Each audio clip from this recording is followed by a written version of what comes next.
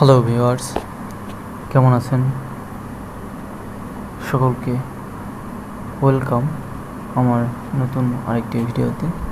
তো আজ আমরা সমাসের আর দুটা কনফিউশন টপিকের উপর আলোচনা করব, যেটা আমাদের জরুরি এবং ম্যাক্সিমাম সময়ে আমাদের এগুলো মনে থাকে না।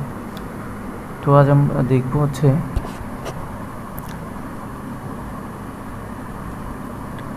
সমাসের কোন পদের প্রাধান্য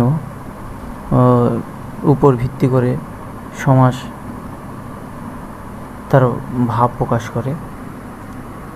তো এখানে দেখা যাচ্ছে একটা কোশ্চেন আছে যে কর্মধারায় সমাসে কোন পদ প্রধান।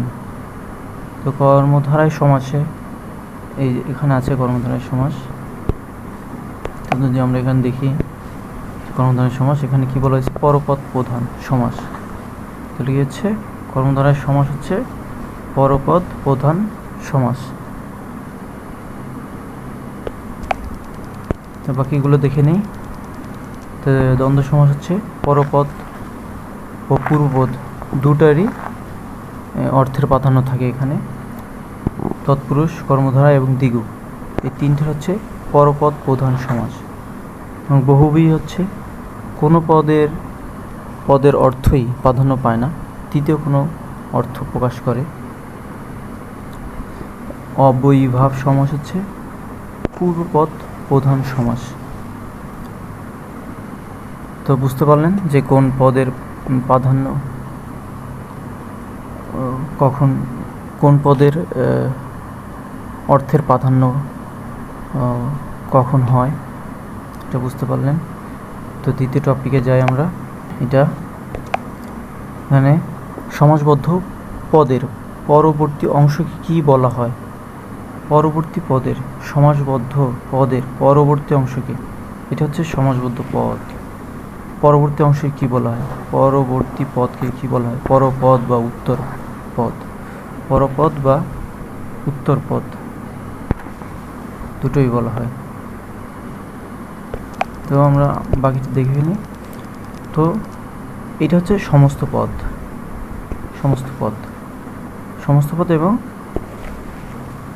সমাসবদ্ধ পদ। তাহলে এটাকে ভেঙে হয় ব্যাস বাক্য, ব্যাস বাক্য বা বিগ্রহ বাক্য দুইটা হয়। এই বিগ্রহ বাক্যর যে কটা অংশ থাকে, মানে যে কটা শব্দ থাকে, যেমন একটা শব্দ, একটা শব্দ, একটা শব্দ, এই তিনটাকে একটা যে আলাদা আছে এটাকে বলে সমসমমান পদ। এক একটা পদকে কি বলা হয়? সমসমমান পদ। তিনটা পদ মিলে হয় হচ্ছে ব্যাস বাক্য বা বিগ্রহ বাক্য।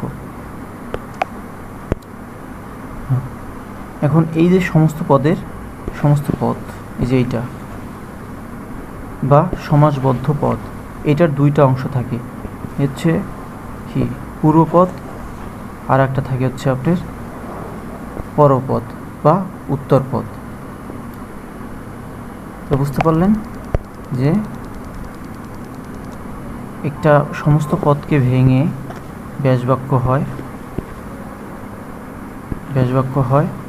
ব্যাসবাক্যর প্রত্যেকটা অক্ষরকে সমসমমান পদ বলে এবং এই সমস্ত পদের দুইটা অংশ থাকে, একটা হচ্ছে পূর্বপদ, একটা পরপদ।